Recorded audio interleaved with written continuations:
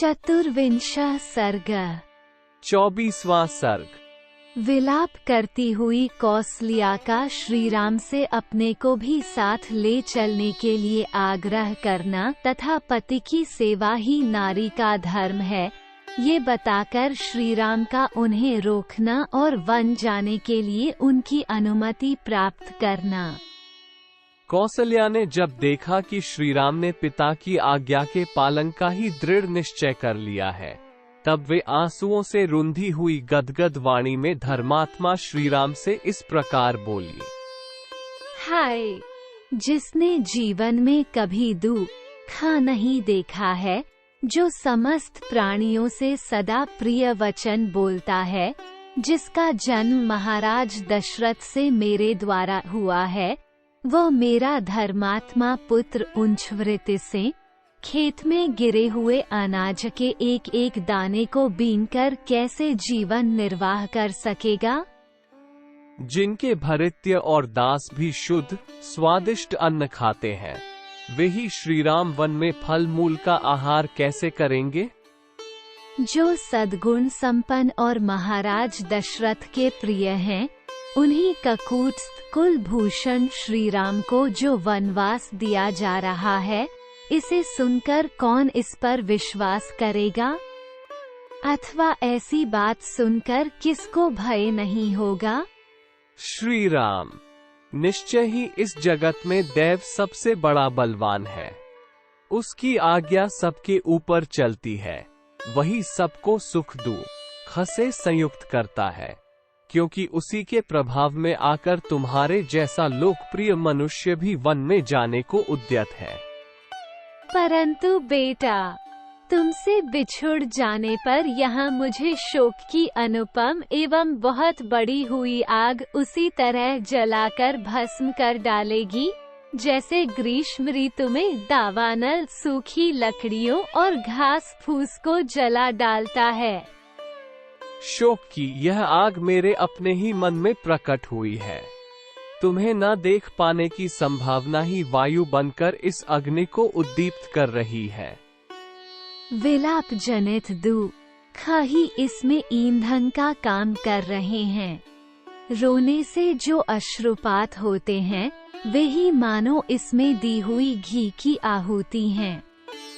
चिंता के कारण जो गरम गरम उच्छ्वास उठ रहा है, वही इसका महान धूम है। तुम दूर देश में जाकर फिर किस तरह आओगे?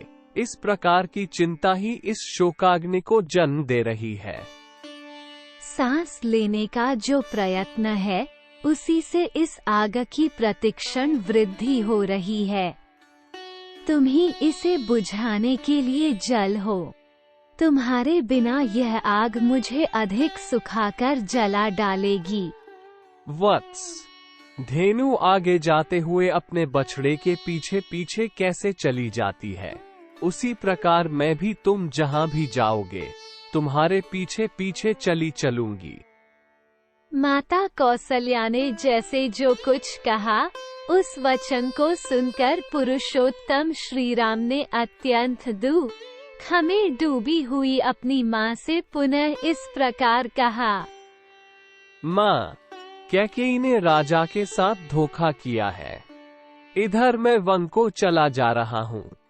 इस दशा में यदि तुम भी उनका परित्याग कर दोगी तो निश्चय ही वे जीवित नहीं रह सकेंगे। पति का परित्याग नारी के लिए बड़ा ही क्रूरतापूर्ण कर्म है। सत्पुरुषों ने इसकी बड़ी निंदा की है, अतः तुम्हें तो ऐसी बात कभी मन में भी नहीं लानी चाहिए। मेरे पिता ककूत्स्थ कुलभूषण महाराज दशरथ जब तक जीवित हैं, तब तक तुम उन्हीं की सेवा करो। पति की सेवा ही स्त्री के लिए सनातन धर्म है। श्रीराम के ऐसा कहने पर शुभ कर्मों पर दृष्टि रखने वाली देवी कौसल्या ने अत्यंत प्रसन्न होकर अनायास ही महान कर्म करने वाले श्रीराम से कहा, अच्छा बेटा, ऐसा ही करूंगी। माँ के इस प्रकार स्वीकृति सूचक बात कहने पर धर्मात्माओं में श्रेष्ठ श्रीराम ने अत्यंत दुख में पड़ी हुई अपनी माता से पुनः इस प्रकार कहा। माँ, पिताजी की आज्ञा का पालन करना मेरा और तुम्हारा दोनों का कर्तव्य है, क्योंकि राजा हम सब लोगों के स्वामी, श्रेष्ठ गुरु, ईश्वर एवं प्रभु हैं। इन 14 वर्षों तक मैं विशाल वन में घूम फिर कर लौट आऊंगा और बड़े प्रेम से तुम्हारी आज्ञा का पालन करता रहूंगा। उनके ऐसा कहने पर पुत्रवत्सला कौसल्या के मुख पर पुनः आंसुओं की धारा बह चली। वे उस समय अत्यंत आर्त होकर अपने प्रिय पुत्र से बोली, बेटा राम, अब मुझसे इन सौतों के बीच में नहीं रहा जाएगा। काकुत्स्थ, यदि पिता की आज्ञा का पालन करने की इच्छा से तुमने वन में जाने का ही निश्चय किया है तो मुझे भी वनवासिनी हरिणी की भांति वन में ही ले चलो। ये कहकर माता कौसल्या रोने लगी। उन्हें उस तरह रोती देख श्री राम भी रो पड़े और उन्हें सांत्वना देते हुए बोले, माँ, स्त्री के जीते जी उसका पति ही उसके लिए देवता और ईश्वर के समान है। महाराज तुम्हारे और मेरे दोनों के प्रभु हैं। जब तक बुद्धिमान जगदीश्वर महाराज दशरथ जीवित हैं, तब तक हमें अपने को अनाथ नहीं समझना चाहिए। भरत भी बड़े धर्मात्मा हैं। वे समस्त प्राणियों के प्रति प्रिय वचन बोलने वाले और सदा ही धर्म में तत्पर रहने वाले हैं। अतः वे तुम्हारा अनुसरण, तुम्हारी सेवा करेंगे। मेरे चले जाने पर जिस तरह भी महाराजा को पुत्र शोक के कारण कोई विशेष कष्ट न हो, तुम सावधानी के साथ वैसा ही प्रयत्न करना। कहीं ऐसा न हो कि ये दारुण शोक इनकी जीवन लीला ही समाप्त कर डाले। जैसे भी संभव हो, तुम सदा सावधान रहकर बूढ़े महाराज के हित साधन में लगी रहना। उत्कृष्ट गुण और जाति आदि की दृष्टि से परम उत्तम तथा व्रत उपवास में तत्पर होकर भी जो नारी पति की सेवा नहीं करती है, उसे पापियों को मिलने वाली गति, नरक आदि की प्राप्ति होती है। जो अन्यान्य देवताओं की वंदना और पूजा से दूर रहती है, वह नारी भी केवल पति की सेवात्र से उत्तम स्वर्गलोक को प्राप्त कर लेती है।